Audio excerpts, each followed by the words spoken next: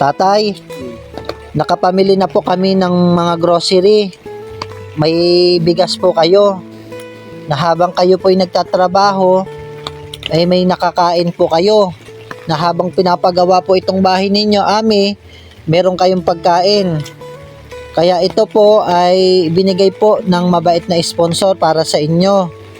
Maraming salamat po sa nagbigay sa mga tulong. Habang pinayos ng bahay namin, kahit po kami. Maraming salamat po sa nagpadala ng pagkain sa amin. Kahit kami po napapagawa ng bahay, ay walang makakita. Napakabuti tatay ng Panginoon. Meron po kayong pagkain. Tapos pinapagawan pa kayo ng Panginoon ng bahay. Kaya doble ang ating pasasalamat sa Panginoon, no? Hindi lang doble, maraming pasasalamat. Ako'y uuwi na. Kayo nang bahala dyan sa grocery, ha? Marami pong salamat sa nagpaabot po ng tulong. Patuloy po kayong i-bless pa ng Panginoon.